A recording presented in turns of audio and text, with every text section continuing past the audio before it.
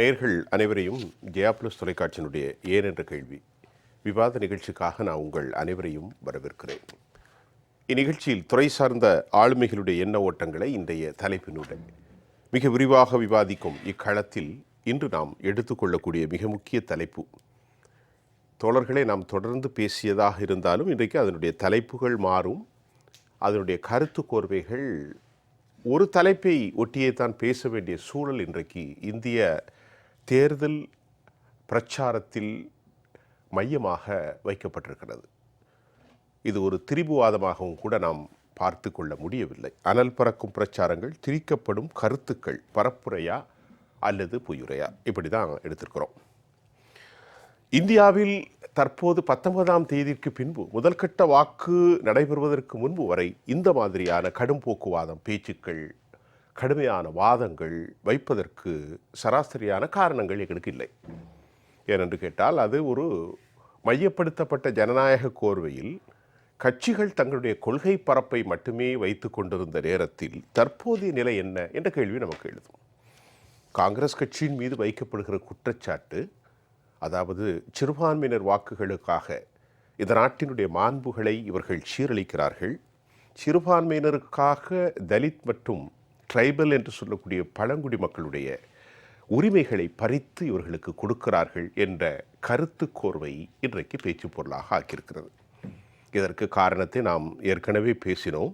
காங்கிரஸ் கட்சியினுடைய அந்த மேனிஃபெஸ்டோ என்று சொல்லக்கூடிய மக்களுக்கு கொடுக்கும் வாக்கு தத்தம் மிகப்பெரிய பாதிப்பை ஏற்படுத்தியிருக்கிறது, தாக்கத்தை ஏற்படுத்தியிருக்கிறது. 19ஆம் தேதிக்கு பின்புதான் இந்த தாக்கத்தின் விளைவாக பாரதிய ஜனதா தன் நடைமுறையில் உச்சபட்ச பிரச்சாரத்தில் இந்த மாறுதலை எடுத்ததாகவும் கூட அவதானிகள் டெல்லியிலிருந்து கருத்து தெரிவிக்கிறார்கள். அதாவது முதல் கட்ட தேர்தலுக்கு பின்பு எது எப்படியோ ஜனநாயகம், மாண்புகள், அரசியல் கருத்தாக்கத்தின் ஆழமான புரிதல், கடும்போக்குவாதத்தையும் வன்குரோத நடவடிக்கைகளையும் தடுத்தே ஆக வேண்டும் என்பதுதான் இந்திய அரசியல் அமைப்பினுடைய தாரக மந்திரம், ஆழமான புரிதல்.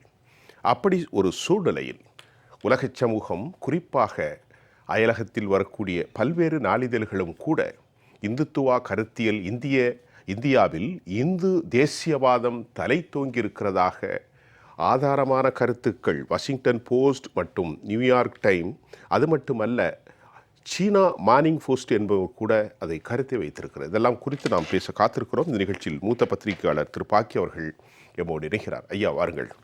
இந்திய கம்யூனிஸ்ட் கட்சியினுடைய தோழர் வீரபாண்டியன், நம்முடைய புதிய வரவாக காங்கிரஸ் கட்சியுடைய செய்தி தொடர்பாளர் மரியாதைக்குரிய விஜயகிருஷ்ணா, வணக்கம். எமது அரசியல் விமர்சகராக ஐயா நித்யானந்தம். முதல்ல தோழர்கிட்டேருந்து ஆரம்பிப்போம். தோழர், அந்த நான் சொன்ன கருத்தை நீங்கள் எப்படி பார்க்குறீங்க? ஒரு கேள்வியில் நானே ஒரு நீண்ட விவரம் கொடுத்துட்டேன், சொல்லுங்கள். இந்தியா ஒரு உலகத்திலே மிகப்பெரிய ஜனநாயக நாடு. உலகம், நீங்கள் சொன்னது போல் உலகம் அதை உற்று நோக்குகிறது. எனவே தான் இதை இவ்வளோ கோடி மக்கள் வாக்களிக்கிற நாடு இல்லை, இவ்வளோ அரசியல் கட்சிகளை இயங்குகிற நாடும் இல்லை. பெரும் வியப்பு இது. எனவே தான் இதை dance of democracy, festival of டெமோக்ரஸிலாம் இன்று வரை புகழ்கிறார்கள். உரையாடல்கள் ரொம்ப அவசியம். ஒரு கட்சி இன்னொரு கட்சியை எதிர்த்து பேசுவது மிக இயல்பு. ஆனால் வரலாற்றில் முதல் முறையாக ரொம்பவும் அதிர்ச்சித்தக்க வகையில் பிரதமரே பேசுவது, ஒரு குறிப்பிட்ட மக்களின் சொத்துக்கள் எடுத்து ஒரு குறிப்பிட்டவர்களுக்கு பகிர்ந்தளித்து விடுவார்கள், தாலியே பறித்து விடுவார்கள். இதெல்லாம் அதிர்ச்சி தருகிற, இந்தியாவிலிருந்து கேட்கக்கூடாத குரல் இந்த குரல் எல்லாம். இல்லை, ரெண்டு இருக்குங்க. நான் எப்படி பார்க்குறேன்னா, சொத்து எந்த பின்னணியில் மன்மோகன் சிங் சொன்னார் அப்படின்னா, சச்சார் கமிட்டி பின்னணியில் சொன்னார். இந்தியாவிலேயே செய்யாத குற்றத்துக்கு அதிகம் பேர் சிறையில் வாடுவது சிறுபான்மை மக்கள் தான், குறிப்பாக இஸ்லாமியர்கள். செய்யாத குற்றத்துக்கு கல்வி அதிகாரத்திலிருந்து மறுக்கப்பட்டவர்கள் இஸ்லாமியர்கள், தலித்துக்கள், பழங்குடிகள். நிலங்களோ அரசியல் அதிகாரமோ ஏதும் இல்லாத மக்கள் தலித்துக்கள், இஸ்லாமியர்கள், மலைவாழ் மக்கள்.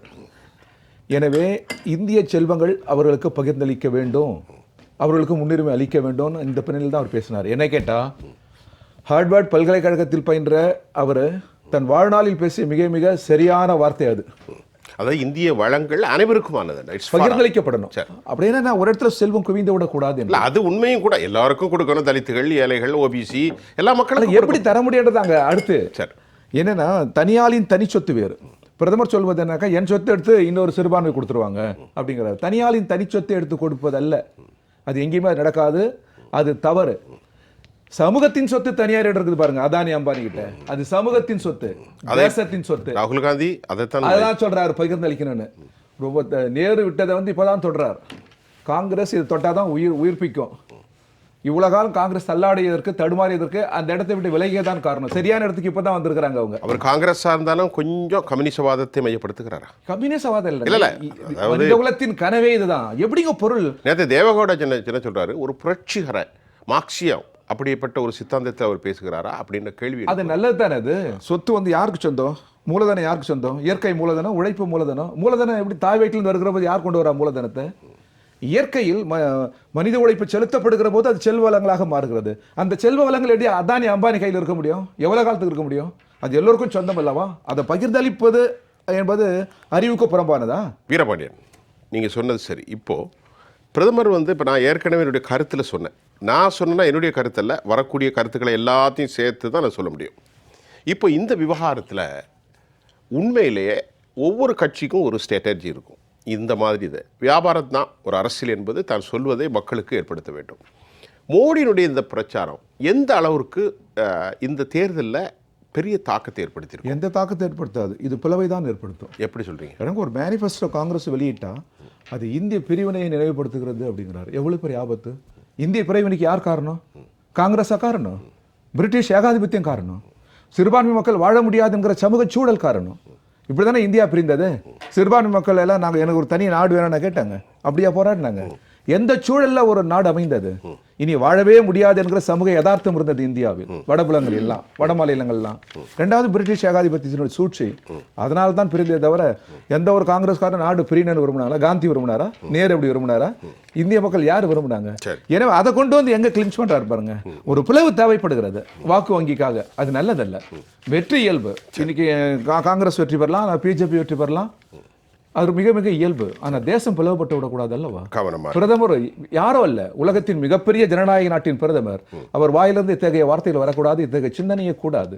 பெரும் கண்டனத்துக்குரியது, அரசியல் சட்டத்துக்கு விரோதமானது. திருத்திக் கொள்ளணும் அவர். சரி, முதல் கட்டம் எடுத்துக்கிறேன். பாக்கி அமெரிக்காவிலிருந்து வெளியேறிய அமெரிக்காவினுடைய வெளிவகாரத்துறை ஒரு கருத்தை வெளியிட்டிருக்கிறது. ஆண்டனி பிளிங்டனுடைய அந்த கருத்து ரொம்ப ரொம்ப முக்கியமானது.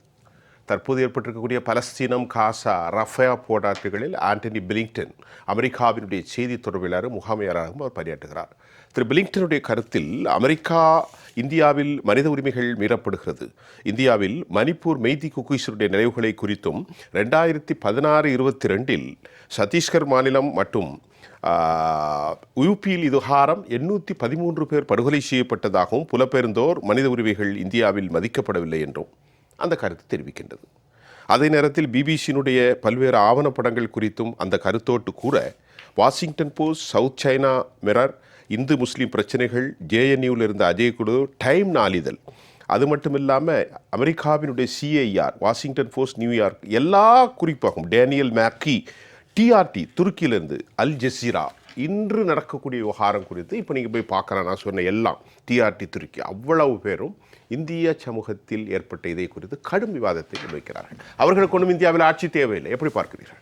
இதே அமெரிக்க நாடாளுமன்றத்தில் சிவவித்யர், த நேட்டிவ் இந்தியன்ஸ் என்று சொல்லப்படுகிற சில பேர் புறக்கணித்து அங்கு அந்த மக்கள் பிரதிநிதிகள் அவையிலேயே கோஷம் எழுப்பினார்கள் பல ஆண்டுகளுக்கு முன்பு. எனக்கு தெரிஞ்சு 20-25 ஆண்டுகளுக்கு முன்பு நினைக்கிறேன்.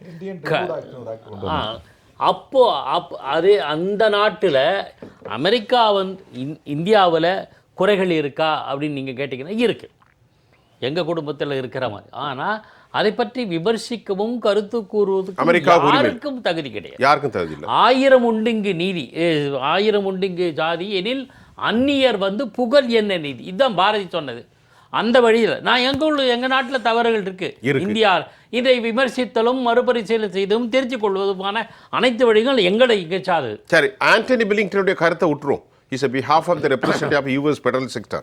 அடுத்து டைம் நாளிதழும் டிஆர்டி போன்றவைகளும் அல் ஜசீரா மட்டுமில்லாமல் சைனாவுடைய சவுத் சைனா மினர் போஸ்ட் இந்தியாவினுடைய இந்த விவகாரத்தை குறித்து கடும் கண்டனத்தை தெரிவித்திருக்கிறது. இவைகளெல்லாம் பொதுவாக இந்த பத்திரிகையாளர்கள் யூஎஸ்பிசிஎல்ஆர் பல அமைப்புகள் டேனியல் மார்க்கி அல் ஜசீரா இவைகள் குறித்து என்ன சொல்கிறீர்கள்? அவர்களுக்கு இல்லை எல்லோருக்கும் மோடியின் மீது என்ன விரோதம்? மோடி என்ற தனிநபர் இல்லைங்க, நாம் வந்து நபர்களை எனக்கு முக்கியம் இல்லை. இந்த வெறுப்பு பேச்சுக்கான சார் வெறுப்பு பேச்சுன்னு வந்துட்டீங்கன்னு வச்சுங்களேன், அது தொடர்பாக என் கருத்துக்களை ஒவ்வொன்றாக எடுத்து வைக்கிறேன். ஆனால் இதை பற்றி விமர்சிக்க நரேந்திர மோடியின் பேச்சை விமர்சிப்பதற்கு ராகுல் காந்திக்கு தகுதி உண்டா என்றால் உண்டு.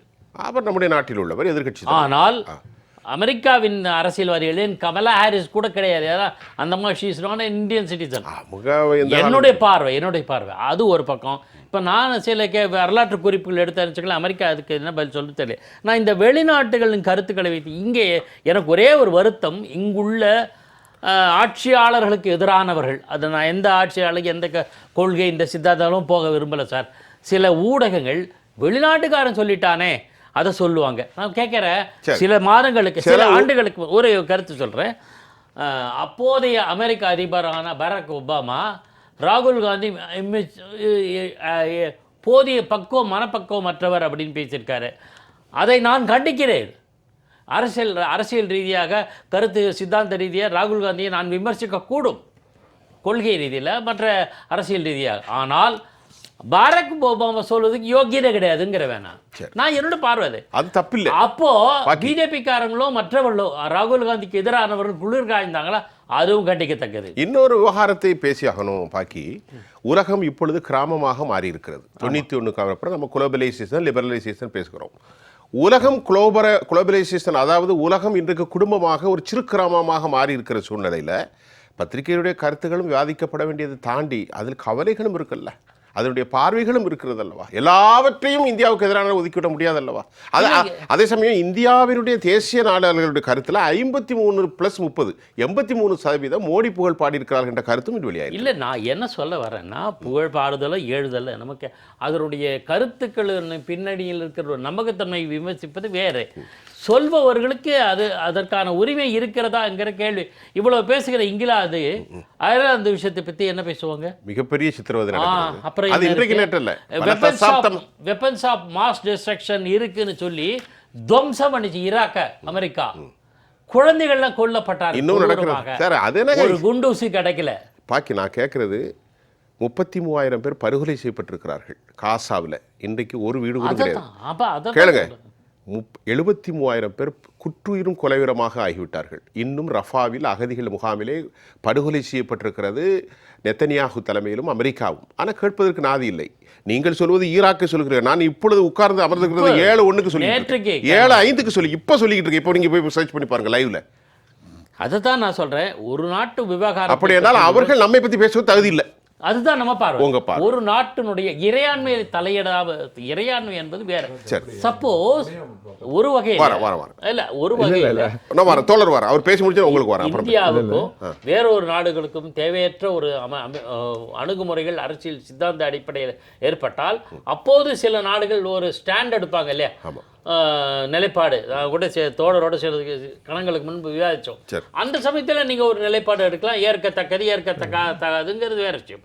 இப்போது இந்த விவகாரத்தில் இவர்களுக்கு தகுதி. நான் எப்போ தெரியுமா இந்த ஆன்டி இந்தியன் ஃபீலிங் வந்திருக்கு, எப்போ பொக்ரான்ல குண்டு அணு சோதனை நடத்தணுமோ அப்போலேருந்தே இந்தியா மேல ஒரு இது. ஏனென்றால் இந்தியா வலிமை பெற்று வருகிறது அப்படிங்கிற ஒரு நீங்க சொன்னது ரொம்ப ஆழமானது. இன்றைக்கு அதுதான் விவாதிக்கணும். நான் இப்போ உள்ளதை தான் பேசுறேன். இந்தியாவுக்கு எப்பொழுதுமே ஒரு உலக பார்வை உண்டு. இந்தியாவின் கருத்தாக்கம் என்பதே அயலுறவு தான். முதல் முகமே அயலுறவு தான். நீங்க இதே ஆப்பிரிக்காவினுடைய விடுதலைக்கு குரல் எழுப்பினமோ, வியட்நாம் யுத்தத்தை வியட்நாமியர்களுக்கு ஆதரவாக நின்ன நாமோ, உலகம் முழுவதும் விடுதலையின் பக்கம் நின்ன நாமோ, அங்கே விடுதலையை அடக்கி ஒடுக்குறான் இஸ்ரேல் அமெரிக்காவும் அந்த யூரோப் நேட்டோ படைகள். அவன் பின்னணி இல்லாமல் அவன் அடிக்க மாட்டான் இஸ்ரேல். ஒரு வார்த்தை சொல்ல முடியுதா பிரதமரால? எவ்வளவு பெரிய நாட்டின் பிரதமர் அவர் சார். 100 பில்லியன் அலாட் பண்ணிருக்காங்க சார். இல்ல நான் கேக்குறதுனா 100 பில்லியன் ஒரு நாள் பிரதமர் பேசிருப்பாரா? இந்திய பிரதமர் பேசிருப்பாரா? சாலிடாரிட்டி யார் பக்கம் இருக்கணும்? பாதிக்கப்பட்ட பக்கம் இருக்கணும். நம்முடைய எக்ஸ்ட்ரா நேருனுடைய பாதையே அதான். பாலஸ்தீன விடுதலைக்கு போராடுறான், தாயகத்துக்கு போராடுறான். எனவே அவர்கள் பக்கம் தான் நாங்க. இந்த அடக்குமுறை எங்களால் ஏற்க முடியாது, கண்டிக்கிறோன்னு ஒரு வார்த்தை இந்தியாவுடைய பிரதமர் பேச முடிந்ததா? சரி, ஜெய கிருஷ்ணா, விவாதிக்கக்கூடிய பொருள்களாக ராகுல் காந்தியினுடைய இந்த பிரச்சாரம், இன்றைக்கு வெளியாகி இருக்கக்கூடிய பல்வேறு விவகாரங்கள், சித்தராமையாவுடைய அறிக்கை கூட வந்திருக்கிறது. அதில் தேவகவுடா ஏற்கனவே ஒதுக்கீட்டை கொடுத்தார். இப்பொழுது அது என்ன பாடுகிறதுண்டா, ஒட்டுமொத்தமாக இந்திய முஸ்லீம் சமூகத்தை குறிவைத்து இந்த பிரச்சாரம் வைக்கப்படுகின்றது. ஒருவேளை ஏனைய மக்களோடு வாக்குகளை இதை கன்சாலிடேட் பண்ணுவதற்கு இந்த யுக்தி எடுக்கிறாரா, அல்லது வேறு என்ன? கடந்த முறை கேரண்டியை பற்றி பேசிக்கொண்டிருந்த மோடி அவர்களுடைய இந்த பிரச்சாரம் காங்கிரஸுக்கு இது எந்த மாதிரியான பாதிப்பை அல்லது விவகாரத்தில் லாப கணக்கை அவர்களுக்கு தரும் என்று நீங்கள் அவதானிக்கிறீர்கள்? பிரதமருடைய இந்த மாதிரி ஒரு தரம் இல்லாத பேச்சு காங்கிரஸுக்கு எந்தவித பாதிப்பையும் தராது.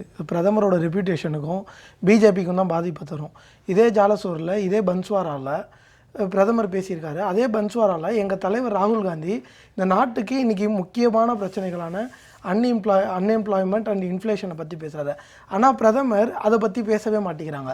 நாட்டில் அது வரலாறு காணாத அளவுக்கு இன்இக்வாலிட்டி அதிகமாக இருக்குது. இன்கம் இன்இக்வாலிட்டியாக இருக்கட்டும், வெல்த் இன்இக்வாலிட்டியாக இருக்கட்டும். இன்கம் இன்இக்வாலிட்டியில் டாப் 1% மட்டும் 22.6% எடுத்துகிட்டு போகிறாங்க. அது வந்து வேர்ல்டுலே இந்தியாவோட 100 வருஷ வரலாறில் இதுதான் அதிகமானதும் சரி, இன்னைய காலகட்டங்களில் உலகத்திலே அதிகமானதும் இதுதான்.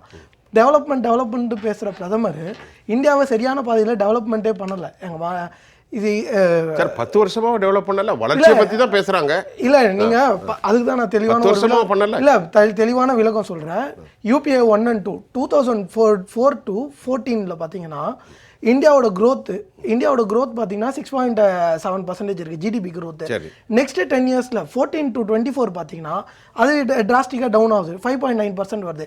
இது மட்டும் இல்லாமல் கடந்த 10 வருஷத்தில் தனிநபருடைய ஒரு விவசாயிகளாக இருக்கட்டும், விவசாய தொழிலாளர்களாக இருக்கட்டும், அவங்களோட வாங்கும் சக்தி பயங்கரமாக கம்மியாகுது. அவங்க விவசாய தொழிலாளர்களோட வருமானம் வந்து பார்த்திங்கன்னா 5 around approximate figures around 5.3 to 5.9% year by year increase ஆகிட்டே இருக்குது UPA 1 and 2 காங்கிரஸ் காலகட்டங்களில். ஆனால் இந்த கடந்த 10 வருஷத்தில் பார்த்தீங்கன்னா அது அதே நிலையில் கூட இல்லை, டெப்ரிஷியேட் ஆகுது, அது கீழே இறங்குது, டவுன் ட்ரெண்டில் வருது.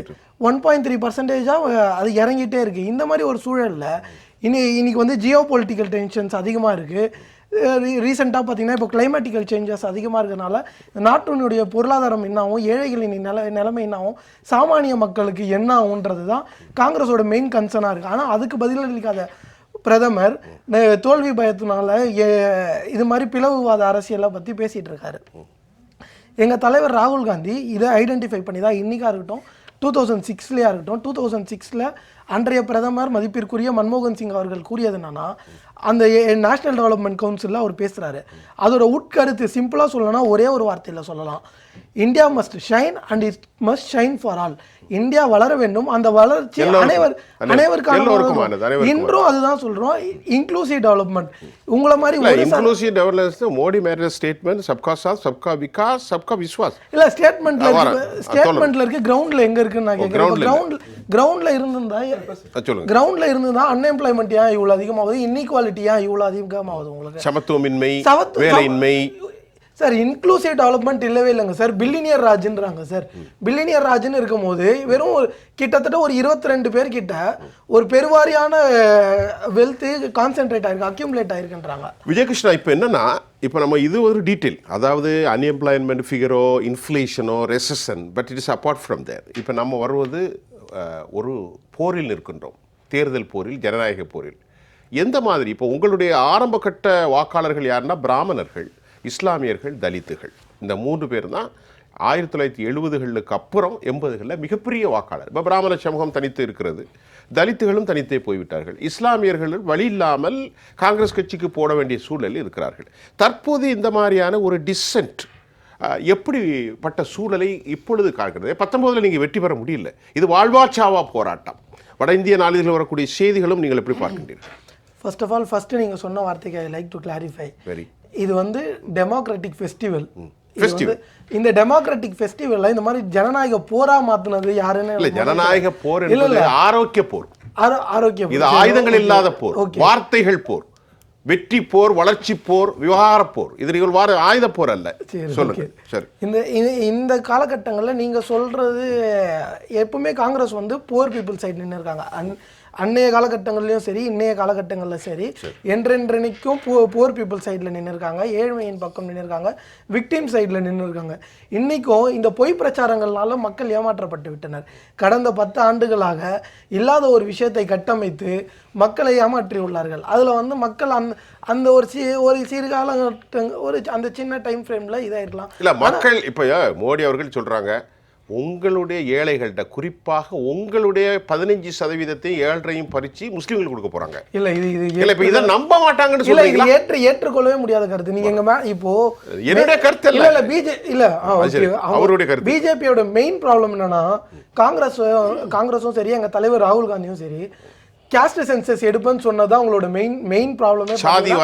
ஜாதிவாரி கணக்கெடுப்போட மெயின் பர்பஸ் என்னன்னு பாத்தீங்கன்னா, வளர்ச்சி, பட்டியலினத்தவர்கள், பழங்குடியினர்கள், பிற்படுத்தப்பட்ட மக்கள்கள், மைனாரிட்டி அண்ட் உமன் அண்ட் மக்கள், பெரும்பான்மையான மக்கள், இந்த வளர்ச்சி இவங்களுக்கு வந்து ஒரு அசௌகரியத்தை கொடுக்குது. எப்படி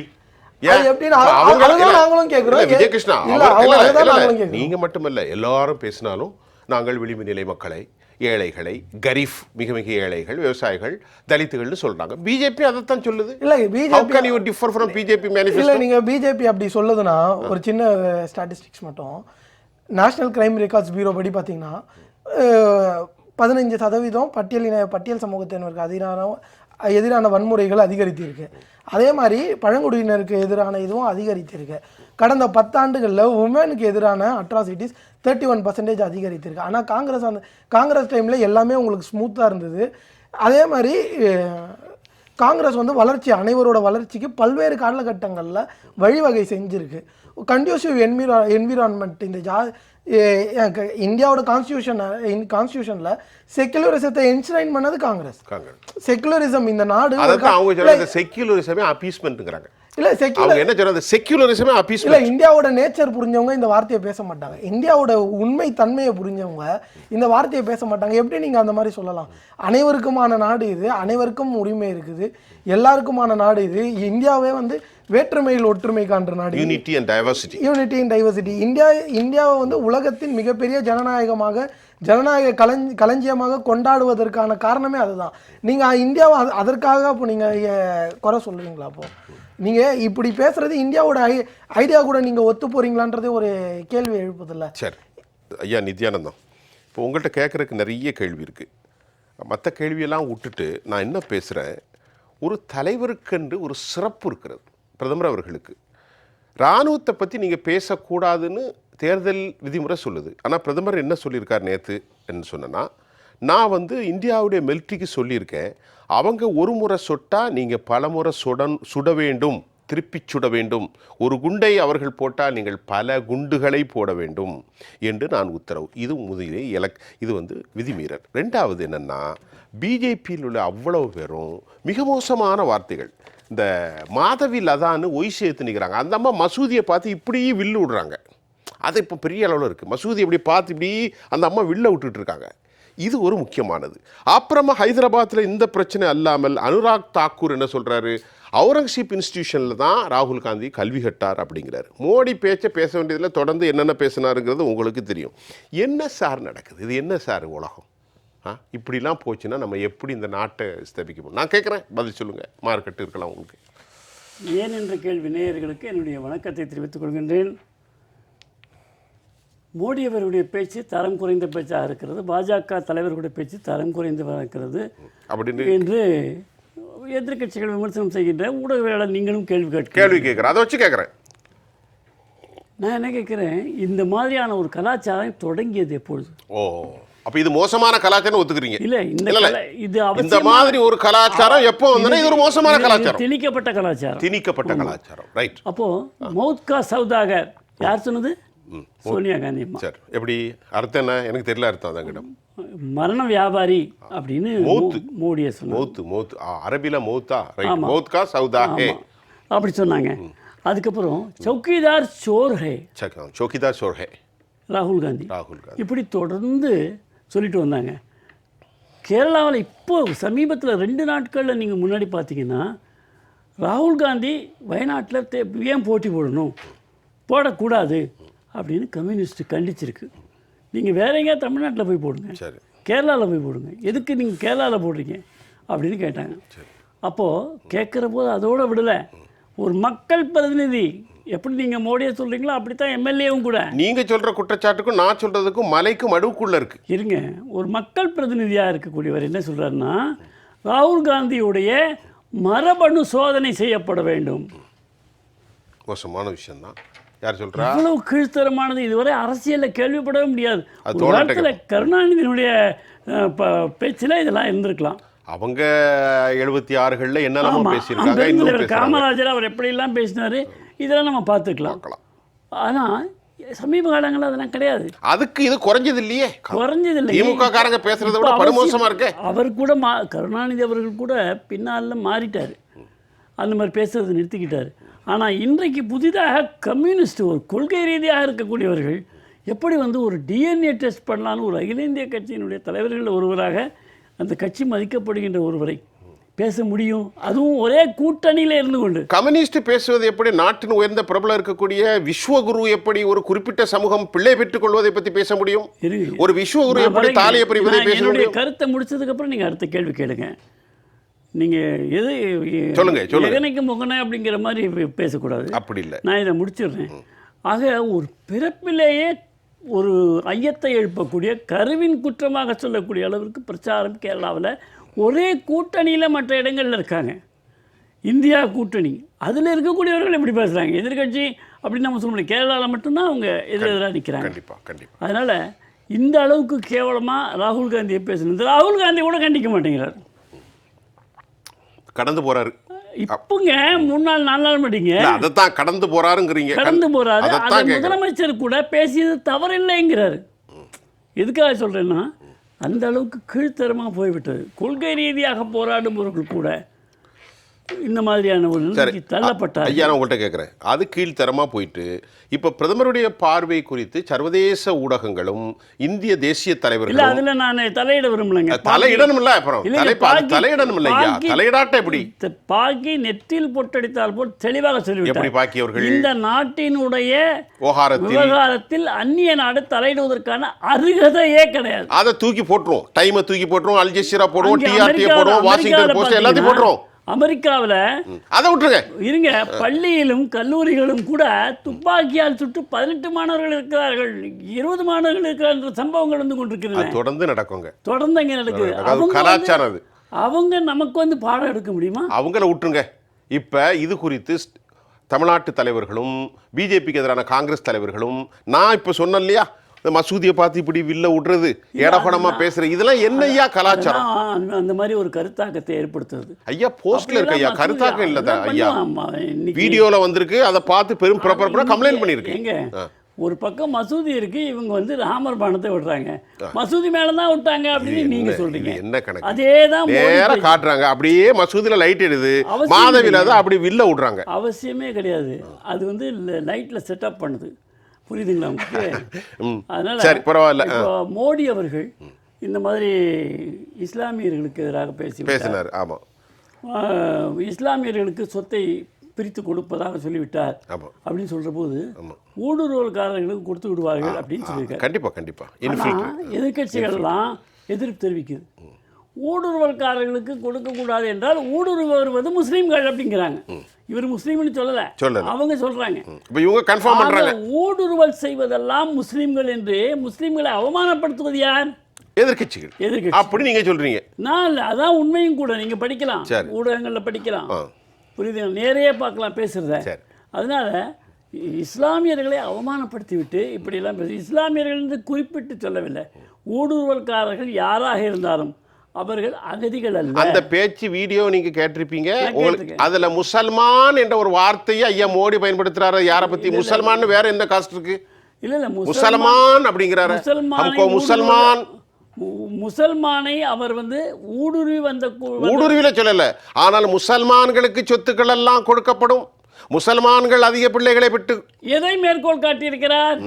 மன்மோகன் சிங் பேச்சை மேற்கோள் காட்டியிருக்காரு. மன்மோகன் சிங் என்ன சொன்னார்? மன்மோகன் சிங் இப்போ அழகா சொன்னாங்க. சரி, இதை விஜயகிருஷ்ணன் சொன்னாரு. தலித்துகள், பிற்படுத்தப்பட்டோர், விளிம்புநிலை மக்கள், ட்ரைபல் கம்யூனிட்டி மற்றும் சிறுபான்மையினருக்கு இந்த நாட்டின் வளங்கள் பங்கிட்டு கொடுக்கப்பட வேண்டும். தவறு மற்றும் சிறுபான்மையினருக்கு அல்ல, குறிப்பாக இஸ்லாமியர்களுக்கு தான் இந்த நாட்டினுடைய செல்வத்திலும் செழிப்பிலும் முதலிடம் கொடுக்கப்பட வேண்டும், அவர்களுக்கு தான் முதல் உரிமை என்று பேசியிருக்கிறார். விஜயகிருஷ்ணன் அப்படி பேசினாரா? குறிப்பாக பேசியிருக்கிறார். உங்களுடைய நேரம் தான், உங்களுக்காக தான். முன்னாள் பிரதமர் அவர் தயவு செஞ்சு ஃபேக்ட் செக் பண்ணணும். முன்னாள் பிரதமர் ஃபேக்ட் செக் பண்ண சொல்லுங்க. முன்னாள் பிரதமர் இந்த மாதிரி முசல்மான்ன்ற டேர்மை யூஸ் பண்ணல, அது பண்ணல. நீங்க இது திருப்பி இப்போ வந்து பிரதமர் வந்து முசல்மான்ன்ற டேர்மை யூஸ் பண்ணியிருக்காங்க. அவங்கள வந்து தனியாக ஸ்பெசிஃபிக்காக அவங்கள ஐடென்டிஃபை பண்ணுறாரு. ஆனால் இங்கே பார்த்தீங்கன்னா முன்னாள் பிரதமர் அதை பண்ணலை.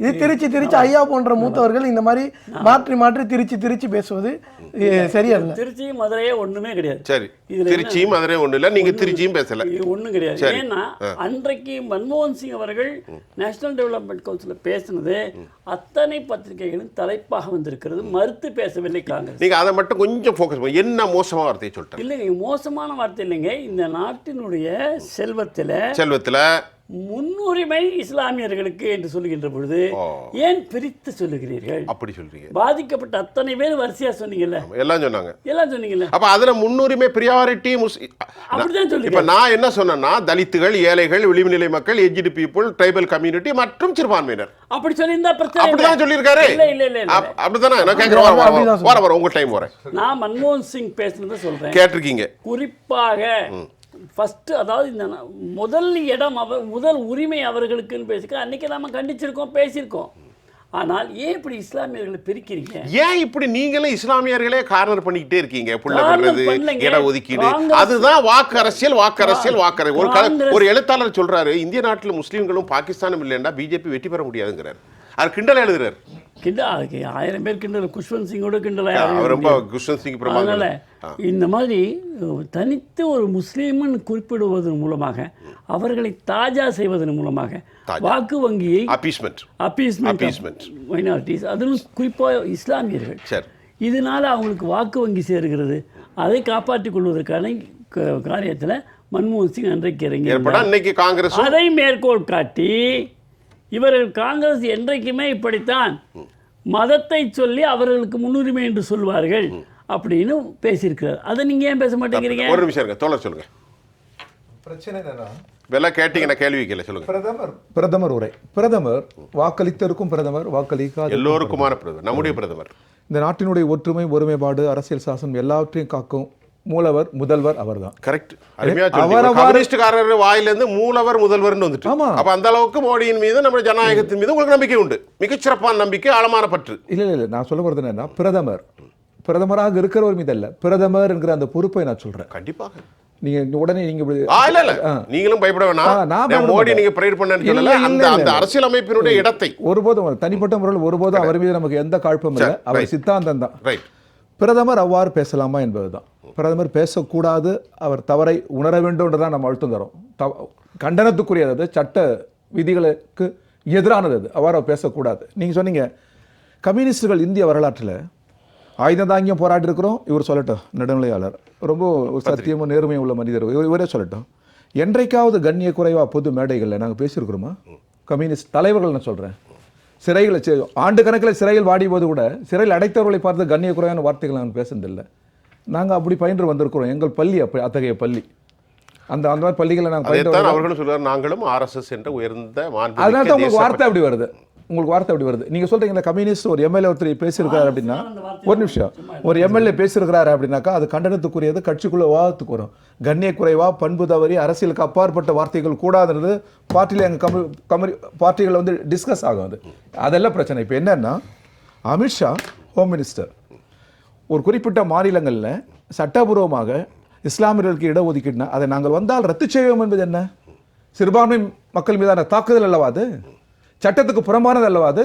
நாட்டின் ஒற்றுமைக்கு எதிரானது அல்லவா அது? அந்த இடஒதுக்கீடு சட்டப்படித்தான் கொடுக்கப்பட்டிருக்கிறதா?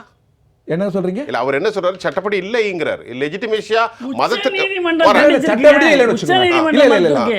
சட்டப்படி இல்ல, நல்லெண்ணத்திலே தரப்பட்டதா கூட வச்சுக்கோங்க, சரி. அதுக்குள்ள போகல. சரி. இல்ல அதை நான் நீக்குவேன் என்பது என்ன? சிறுபான்மை மக்கள் யாருங்க? என்னங்க ஒரு பிம்பம்? சிறுபான்மை மக்கள் இந்தியர்கள், இந்த மண்ணில் பிறந்தவர்கள், என்ன சொன்னா தேசபக்தர்கள். பாகிஸ்தான் பிரிந்த போது நான் செத்தாலும் இந்த மண்ணில் தான் இருப்பேன்னு இருக்கிறாங்க பாருங்க. இந்த தேசபக்தருக்கு நிகர் எங்க இருக்கு சொல்லுங்க? நான் இந்து, ஆனா நான் என்னை விட நேசிக்கிறேன் இஸ்லாமியர்களை. ஏன்டா நான் ஒரு தேசம் அமைந்த போது கூட வாங்க போல, என் ரத்தமும் உயிரும் இங்கே போகட்டேன்டா, இந்த மண்ணில் இருக்கட்டான்னா. இதை விட தேசபக்தி என்ன வேணும்? இன்னும் அவர்களை ஏன் நீங்க அந்நியர்கள் போல் பாக்குறீங்க, ஊடுருவருக்காக பாக்குறீங்க? இந்த சிந்தனை பிரதமர் வரலாமன்றதா கேள்வி. இன்னொன்னு என்னன்னா, இந்த நண்பருடன் கூட நான் வச்ச ரோசில் முரண்படுறேன். நல்ல மேனிஃபெஸ்டோ, காங்கிரஸ் மேனிஃபெஸ்டோ. சொத்துக்கள் ஒரு இடத்தில் குவிவது பேராபத்து, அதை தடுத்து அதை பகிர்ந்தளிப்போன்றீங்க. எப்படி? சோசியலிசம் இல்லாம முடியுமா? கம்யூனிசம் சொன்னா ஏத்துக்க மாட்டீங்க, சோசியலிசம் இல்லாம முடியுமா? அது முடியாது. அதானி அம்பானியுடைய சொத்துக்களை ஒரு சொட்டு மயில நாட்டுடைமையாக்கணும். கம்யூனிஸ்டுகளுடைய கொள்கைக்கு மரணமும் இல்லை தோல்வியும் இல்லைன்றது வந்து சேர்ந்திருக்கிறாங்க பாரு காங்கிரஸ். நேரு பாதைக்கு. அதான் வரவேற்கிறோம். இப்போ நேத்து தேவேகவுடா இந்தியாவுடைய முன்னாள் பிரதமர் சொல்லுகிறார், புரட்சிகர கருத்துக்களை வைக்கிறாரே ராகுல் காந்திங்கிறார். நல்லதுதானே அது? அது இயற்கையாக நாடு யாருக்கு சொந்தம்? ஒரு ஆளுக்கு சொந்தமா? ஆனா சொத்து ஒருத்தருக்கு சொந்தமா? ஆனா ஒண்ணு வீரபாண்டி தோழர், இந்த எல்லோருக்கும் எல்லாரும் கொடுக்கிறது பிறப்பிலே உருவாரு. அது கம்யூனிஸ்ட் எல்லாருக்கும் எல்லாம் இல்ல இல்ல, நாங்க அப்படி சொல்லல. எல்லாருக்கும் உண்டு. நாம் புத்தர் கால கனவு அது. புத்தர் கால கனவு, உலகத்தின் மகத்தான மனிதர்களுடைய கனவு தான் கம்யூனிசமா சோசியலிசமா நிக்குது. நான் சொல்ல வரேன், அம்பேத்கர் அதான் சொன்னார். ரெண்டை பத்தி பேச பார்லிமெண்ட் 5. ஒன்னு ஜாதி, இன்னொன்னு பொருளாதாரம். இந்தியாவில் பொருளாதார சர்வாதிகாரம் நீடிக்கிறதா இல்லையா? இந்தியாவின் சொத்தை விட 3 மடங்கு 20 பேரிடம் இருக்கிறது. அந்த 20 பேரும் பிரதமருக்கு அருகில் இருக்கிறார்கள். எனவே அதை கொண்டு வந்து இல்லாதவர்களுக்கு பகிர்ந்தளிக்கணும். எப்படி? டாக்டர் அம்பேத்கர் சொல்றது அதான், பொருளாதார ஜனநாயகம் வரணும். பொருளாதார ஜனநாயகம் தான் சோசியலிசம். அது வந்தாகணும் இல்ல? அதை தெளிவா சொல்லணும். இப்படி வந்திருக்கிற ராகுல் வந்திருக்குது, காங்கிரஸ் மேனிஃபெஸ்டோ வந்திருக்கு. ஆனா அந்த பாதை தான் வந்தாகணும்.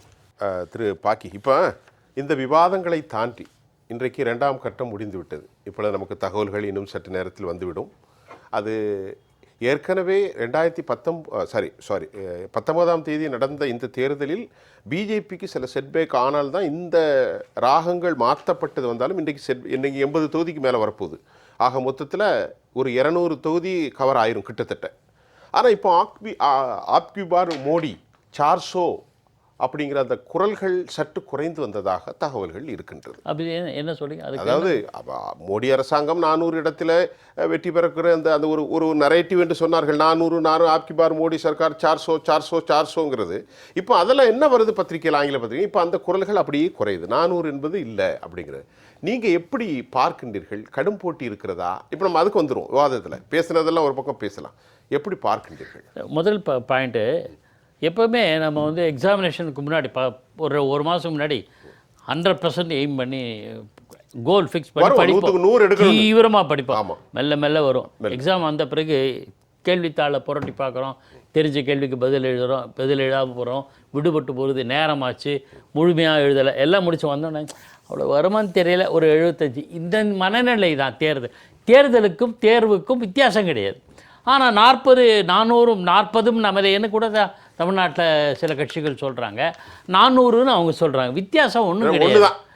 தேர்தல் இப்போ படிப்படியாக தேர்தல் வாக்குப்பதிவுகள் முடிஞ்ச உடனே ஒரு விதமான ஒரு கிளியர் பிக்சர் கிடைக்கும். ஒரு பாயிண்ட். ரெண்டாவது, இந்த வெறுப்பு பேச்சை பற்றி நம்ம ஆரம்பிச்சது காரணமே ராஜஸ்தானில் தான் பேசியிருக்கார். நல்லா கவனிங்க, இதே நரேந்திர மோடி அவர் மீதான கருத்துக்கள் எனக்கும் உண்டு, அது அந்த பேச்சில் எனக்கும் உடன்பாடு இல்லை, அது சில அம்சங்கள் இருக்கு. நான் ஏன்றது காரணம் சொல்கிறேன். தமிழ்நாட்டில் வரும்போது அதை பேசுகிறாரா? தமிழ்நாட்டில் வரும்போது திருக்குறள் பேசுவார், புறநானூறு பற்றி பேசுவார், சங்க இலக்கியத்தை பேசுவார். அப்போ இது நான் வெளிப்படையாக சொல்கிறேன் சார். சொல்லுங்கள் சார். ஒரு காலத்தில் தேர்தல் என்பது மக்களின் தீர்ப்பு, பிறகு பொழுதுபோக்கு, இன்றைக்கு சந்தைப்படுத்துதல். நான் அந்த வார்த்தை பயன்படுத்த, காலம் மாறுகிறது, மார்க்கெட் பண்ணணும். மார்க்கெட். நீங்கள் வெயில் காலமாக நான் ஜூஸ் கடை நடத்துவேன், மழை காலமாக டீ கடை நடத்துவேன். அது பண்ணுற மாதிரி தமிழ்நாடா இதை பேசணும், கேரளாவை வேறு மாதிரி பேசுவோம், அங்கே 4 வார்த்தை மலையாளத்தில் பேசுவார், இன்னொரு வட மாநிலத்துக்கு போகிறோம் ஒவ்வொரு மொழியிலையும் பேசுவார். காஷ்மீரில் பிரச்சாரம் பண்ணாரா இதையா பேசுவார்? காஷ்மீர் வளமான தேசம், நீங்கள்லாம் எவ்வளோ இந்தியர்களோ மண்ணோடு இணைந்தவர்கள், உங்களையெல்லாம் இணைத்த பெருமை பாஜகவுக்கு உண்டு அப்படின்னு பேசுவார். ஆனால் கிராமமாக உலகம் மாறிவிட்ட போது ஒரு பக்கம் பேசும்போது மறுபக்கம் வீக்கம் வந்து விடுமே. இல்லை, இப்போ நான் என்ன சொல்ல வரேன்னா, ராஜஸ்தானில் பேசியிருக்காரு. ஒரு விஷயத்தை நான் சொல்லி ஆகணும். ராஜஸ்தானில் நானும் ஒரு சில வட மாநிலங்களில் போனதில், ராஜஸ்தான் மாநிலத்தில் இருந்த நான் அறிந்த, புரிந்து கொண்ட, படித்த சில வரலாற்று அறிஞர்கள், அவர்களில் ஒரு சில பேர் திராவிட இயக்கத்தை சார்ந்தவர்களாக இருந்தாலும் அவங்கக்கிட்ட கலெக்ட் பண்ண சேகரித்த அறிவு தகவல்களின் அடிப்படையில் சொல்கிறேன். ராஜஸ்தான் வந்து இந்து பெல்ட். ஆமாம். அதுக்கான காரணம் என்னன்னு உங்களுக்கு என்ன இந்து பெல்ட். என்ன காரணம் தெரியும்? அந்த அராவலி மலையினோட பகுதிகளில் நான் நடந்து போயிருக்கேன். அந்த வரலாற்று பின்னடையை நான் சொல்ல விரும்பலை, அதெல்லாம் கசப்பு தேவையில்லை, ரீகால் பண்ணுவேன். இந்த இந்து ஓட்டை வசீகரிக்கிறதுக்காக பேசியிருக்கார். ஆனால் நரேந்திர மோடி அவர்கள் அதில் சில அதீதமான கருத்துக்கள் பேசியதில் எனக்கு உடன்பாடு இல்லை. ஏன் உடன்பாடு இல்லை? எனக்கு உடன்பாடு விட்டுருவோம், எல்லாருக்குமே அது விட்டுருவோம், யாருக்கும் பிடிக்காது. அது அவருக்கே உடன்பாடு இல்லை. மறுநாள் என்ன பேசுறாரு? நான் சவுதி மன்னருக்கு நெருங்கினேன், அவருக்கே உடன்பாடு இல்லை. அவருக்கே உடன்பாடு இல்லை சொல்லிட்டாரு. ஆஹா, தப்பு பண்ணிட்டோமே, காம்பன்சேட் பண்ணோம். அதுக்காக மறுநாள் என்ன பேசுறாரு? சிறுபான்மையினர்களுக்கு காங்கிரஸை விட நாங்கள் தான் பண்ணோம், முஸ்லீம் பெண்களின் ஆசைகள் எங்களுக்கு உண்டு. இருக்கலாம் அரசியல். அதான் சார், அரசியலில் வாய் விட்டு சில பெரிய பெரிய தலைவர்கள், நான் பேரில் மகத்தான போற்றத்தக்க தலைவர்கள்லாம் கூட சில சமயம் ஸ்லிப் ஆஃப் த டங்கில் வந்து தவறுகள் பேசியிருக்காங்க. அந்த மாதிரி பேசியிருக்க கூடும் நினைக்கிறேன். அதனோட விளைவு தான் மறுநாளே என்ன சொல்கிறாரு? சிறுபான்மையினருக்கு நாங்கள் தான் காங்கிரஸோடு நடை பண்ணோம், பெண்கள் இஸ்லாமிய பெண்கள் எங்களை ஆசை கூறுகிறார்கள் அப்படின்னு பேசுகிறோம். நாம் அப்படி பார்த்துக்கிட்டே கடந்து போயிடணும். ஒரு பத்திரிகையாளராக யார் பேசினாலும் இந்த மாதிரியான உணர்ச்சிகளை தூண்டுவது, மதத்தை தூண்டுவது, மனிதநேயத்துக்கு எதிராக யார் பேசினாலும் தவறு என்பது உங்களுடைய கருத்து. தவறு யார் பேசினாலும் நான் அதை மறுக்கவே இல்லை. சரி, போயிட்டு போகிறதியா அப்படின்ட்டு கடந்து போக வேண்டும். கடந்தும் செல்வார்கள் அரசியல் தலைவர்கள் அனைவரும். சரி, அதான் நம்ம பார்வை. சார் ஏதோ சொல்ல வந்தீங்க. இன்னும் ஒரு கருத்தை சொல்கிறேன். தம்பி விஜயகிருஷ்ணா சொல்லும்போது வேலையில்லா திண்டாட்டத்தை பற்றி சொன்னார். ஒரு தகவலை நான் சொல்லேன். உலக அளவில் வேலையில்லா திண்டாட்டம் பர்சன்டேஜ் இது 0.2%. 2022-23 இதுக்கு முன்பு இருந்ததை விட அதிகரிச்சிருக்கு. இந்தியாவில் குறைந்து இருக்கிறது. 5.3லேருந்து 2.4. எப்போ? இந்த காலகட்டத்தில். அவ்வளோதான். சரி, நீங்கள் சொல்லுங்கள், நான் வரேன். ரீசெண்டான ILO ரிப்போர்ட்டும், human development international labour organisation ரிப்போர்ட்டும், ஹியூமன் டெவலப்மெண்ட் ரிப்போர்ட்டும் பாக்கி சார் ரெஃபர் பண்ணணும்னு நான் சொல்கிறேன். ஏன்னா அதிகப்படியாக வரலாறு காணாத அளவுக்கு அதிகப்படியாக இருக்குது. அதுவும் குறிப்பாக பார்த்தீங்கன்னா படித்த இளைஞர்கள் அரௌண்ட் ஏஜ் குரூப் 25ல் பார்த்தீங்கன்னா படித்த இளைஞர்கள் கிராஜுவேட்ஸ் கிட்ட அன்எம்ப்ளாய்மெண்ட் ரொம்ப அதிகமாக இருக்குது. அதில் அவங்க நிறைய பேர் அன்எம்ப்ளாய்டாக இருக்காங்க. அதுக்கான ஒரு கரெக்டான பாலிசி இந்த கவர்மெண்ட் இன்னும் வகுக்கல. இந்த பிரச்சனைகளை வந்து இவங்க மூடி மறைப்பது சரியில்லை. சரி, இப்போ இந்த நான் கேட்ட கேள்வி நிறைவாக, இந்த தேர்தலுடைய முடிவுகள் எப்படி அமையும்? கண்டிப்பாக மக்கள் ஜனநாயக விரும்பிகள். நாட்டில் நடக்கிற போக்கை பார்த்து இந்தியா வந்து India is known for is democracy. கண்டிப்பாக மக்கள் இந்தியா கூட்டணியை தான் ஆதரிப்பாங்க. கண்டிப்பாக நாங்கள் சொன்னது மேனிஃபெஸ்டோவில் இருக்கிறத இம்ப்ளிமெண்ட் பண்ணி இந்த தேசத்தில் இருக்க ஏழ்மை, வேலையில்லா திண்டாட்டம், பணவீக்கம் போன்ற பல பிரச்சனைகளை சரி பண்ணி மக்களுக்கான ஆட்சி கூடிய சீக்கிரத்தில் ஜூன் 4ஆம் தேதிக்கு அப்புறம் மக்களுக்கான ஆட்சி வரும். ஃபியூச்சர் ப்ராஸ்பெக்ட்ஸை மைண்டில் வச்சு கண்டிப்பாக இந்தியா கூட்டணி மக்களுக்கான ஆட்சி கண்டிப்பாக நிறுவுவோம். கண்டிப்பாக இந்திய மக்கள் என்றைக்குமே வெறுப்பு அரசியலை ஆதரித்தது கிடையாது. இன்று நடக்கிற விஷயங்கள் எதுவும் ஜனநாயக போக்கில் இல்லை. அதை மக்கள் என்றுமே ஏற்றுக்கொள்ள மாட்டார்கள். இந்திய மக்கள் மிகப்பெரிய ஜனநாயக விரும்பிகள். அதனால் ஜனநாயகம் எதேச்சதி அதிகாரத்துக்கும் டிக்டேட்டர்ஷிப்புக்கும் இந்த தேர்தலே ஜனநாயகத்துக்கும் சர்வாதிகாரத்துக்கும் எதிரானது தான். ஜனநாயகம் மீண்டு வரும். Democracy will revive. சார், உங்களுடைய நிறைவு கருத்து வைங்க.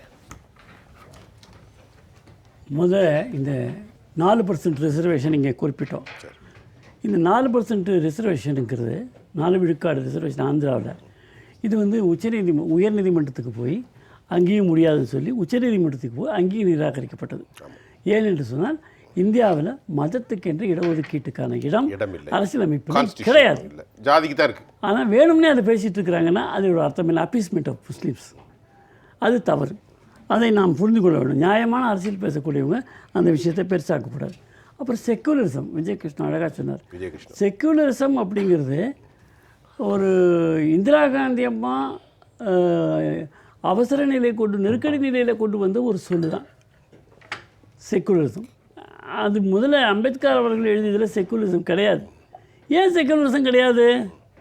இந்த நாடு செக்குலர் நாடு. அப்ப வேற எங்க இந்து இருக்கு? இந்து நாடுன்னு எங்க இருக்கு? செக்குலரா தான் இருக்கு. 52ல அம்மா 52க்கு அப்புறம் வந்து அம்பேத்கர் வந்து அப்படிதான் சொன்னாரு. 76க்கு அப்புறம் தான் அது பைனிங் இதுல வந்துச்சு. ஆனா செக்குலர்னு அவங்க போட்டதுக்கு காரணம் என்ன? வெள்ளைக்காரனுக்கே செக்குலர் என்ற பொருள் என்ன என்று இன்னும் முழுமையாக தெரியவில்லை.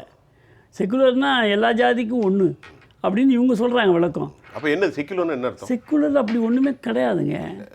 செக்குலருங்கிற இந்தியா அனைவருக்குமான நாடா, இது இந்துக்களுக்கான நாடா? அனைவருக்குமான நாடு. இந்தியாவில் பிறந்த அனைவருக்கும் இங்கே உரிமை இருக்கிறது, எந்த மதமாக இருந்தாலும். டைரக்டா கேட்கறது பூசி முழுவனா, இந்தியா அனைவருக்குமான நாடா, இந்து தேசமான நாடா? இந்தியா உலகத்தில் உள்ள அனைவரும் ஊடுருவி வந்தவர்களுக்கெல்லாம் உள்ள நாடு அல்ல. என்ன பேசுறீங்க? இருங்க, நான் நீங்க கேட்குறீங்க, நான் பதில் சொல்லுங்க. இந்த நாட்டில் பிறந்த, இந்த நாட்டுக்கு சொந்தமான பல்வேறு மதங்கள், பல்வேறு தெய்வ வழிபாடு கொண்டவர்கள் இந்த நாட்டுக்கு சொந்தக்காரர்கள், உரிமை உள்ளவர்கள். இந்த மண்ணின் மைந்தர்கள். மண்ணின் மைந்தர்கள். ஊடுருவல்காரர்களுக்கு இடமில்லை. ஊடுருவல்காரர்களுக்கு இடமில்லை. ஆனால் இஸ்லாமியர்கள் எல்லாம் ஊடுருவல்காரர்கள் சொன்னோன்னு அவர் சொல்றாரு நம்ம தோழர். அல்லது ஆசாம்ல இருந்து கொஞ்சம் ஊடுருவி இருப்பாங்க, அதை விட்டுருங்க. அது கிடையாது, அப்படி சொல்லல. அப்ப அகண்ட பாரதத்துக்கும் இங்க இடமில்லை. அடுத்தது அதுல இருங்க, பிரைம் மினிஸ்டர் பேச்சுல முஸ்லீம் நான் முடிச்சிட்டேன் கடைசி. அதனால பார்த்தீங்கன்னா தடைப்படுது. செக்குலரிசம்ங்கிறது இந்த நாட்டில் சுதந்திரம் அடைவதற்கு முன்பாகவே மாகாணங்களாக இருந்த காலத்திலேயே, மன்னர்கள் ஆண்ட காலத்திலேயே வெளிநாட்டிலிருந்து வரக்கூடிய இஸ்லாமியரோ கிறிஸ்தவர்களோ ஆன்மீகத்தை போதிக்க வருகிறோம் என்று சொன்ன பொழுது 2 கைகளாலும் வரவேற்ற இடம் கொடுத்த நாடு இந்தியா. ஏதோ சுதந்திரம் அடைஞ்ச பிறகு இவங்களுடைய இந்திய கான்ஸ்டிடியூஷன் கொடுத்த உரிமை இல்லை, அது இந்த நாட்டினுடைய பண்பு அதுதான். அதனால ஹிந்துன்னா ஏன் ஹிந்து நாடான்னு கேட்குறேன்னு சொல்றீங்க. உச்சநீதிமன்றம் மிக தெளிவாக இந்து என்பது வாழ்க்கை முறைன்னு சொல்லியிருக்கு, வாழ்வியல் அப்படின்னு சொல்லியிருக்கு. அப்புறம் நான் முடிச்சிடுறேன். MS சுவாமிநாதன் எந்த நேரத்தில் அந்த அறிக்கையை கொடுத்தாரு? காங்கிரஸ் ஆட்சியில். அப்போ அந்த குப்பையில் போடப்பட்டது. MS Swaminathan MSP. ஆமாம், MS சுவாமிநாதன்றது அந்த விவசாயம். ஆமாம், விவசாயம். அதுக்கு ஆமாம், அது வந்து குப்பையில் போடப்பட்டது. பாஜக வந்தவுடனே தட்டி எடுத்திருக்கிறோம். சச்சார் கமிட்டி எந்த காலத்தில் அது கொடுக்கப்பட்டது? பட்டியலினத்தை காட்டிலும் மிக மோசமான நிலையில இஸ்லாமியர்கள் இருக்கிறார்கள். சச்சார் கமிட்டி மண்டல ரங்கநாத் மிஸ்ரா கமிட்டியும் இருக்கிறது. ட்ரைபல் கமிட்டியோட பீகார்ல முஸ்லிம்களோட வாழ்வியல் மிக மோசமாக இருக்கிறது. எப்பொழுது சொல்லியிருக்கிறது? இந்த 60 ஆண்டுகள்ல காங்கிரஸ் ஆட்சி, எல்லா மாநிலங்களும் இருந்த காங்கிரஸ் ஆட்சி. ஆனால் 10 ஆண்டுகள்ல மோடி செய்யலன்னு கேட்கிறாங்க. இந்த இஸ்லாமியர்கள் இந்த நிலைக்கு காரணமானது காங்கிரஸ் தான். அப்படி சொல்றீங்க ஐயா, எந்த சந்தேகமும் இல்லை. ஐயா நிறைய ஒரு அரை நிமிஷம். அரசியல் சாஸ்திரத்தை எழுதுகிறது உதவி அவர் இல்லைங்கிறாரு. இந்தியாவிற்குள் எல்லா மதங்களும் இயங்கலாம், சட்டப்படி உரிமைகள் உண்டு. ஆனால் இந்தியாவுக்கு என்று ஒரு மதம் இல்லை.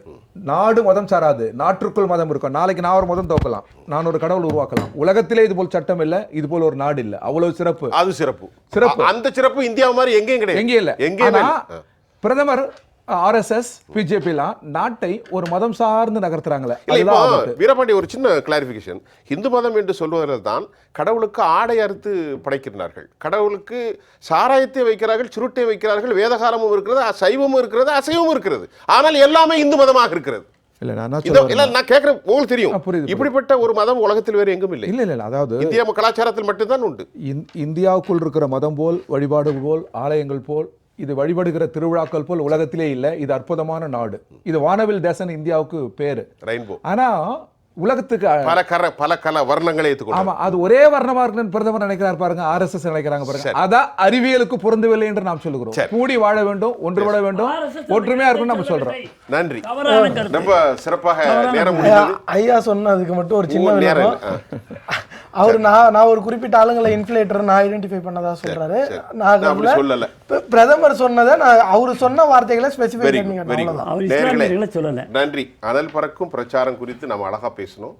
உள்ளத்தில் இருப்பதை எங்களுடைய நண்பர்கள்ட்டே நாங்கள் கேட்டோம். சமாதானம் இல்லாத கேள்விகள் தான் ஜெயா ப்ளஸ். அதனுடைய பார்வைகள் உங்களுடைய பார்வைக்கு நாங்கள் விட்டுறோம். இது எங்களுடைய பணி. தேர்தல் காலங்களாக இருக்கின்றது. எமது நிகழ்ச்சியில் திரு பாக்கி அவர்கள், இந்திய கம்யூனிஸ்ட் கட்சியினுடைய தோழர் வீரபாண்டியன், அரசியல் விமர்சகர் நித்யானந்தம், விஜயகிருஷ்ணன், உங்கள் அனைவருக்கும் நான் உளப்பூர்வமாக நன்றியை தெரிவித்துக் கொள்கிறேன். மீண்டும் மற்றொரு களத்தில் நான் உங்களை சந்திக்கின்றேன். அதுவரை உங்கள் அனைவரிடமிருந்தும் நான் உங்கள் சுஃபியான் மகிழ்ச்சியோடு விடைபெறுகிறேன். நன்றி. மீண்டும் சந்திப்போம்.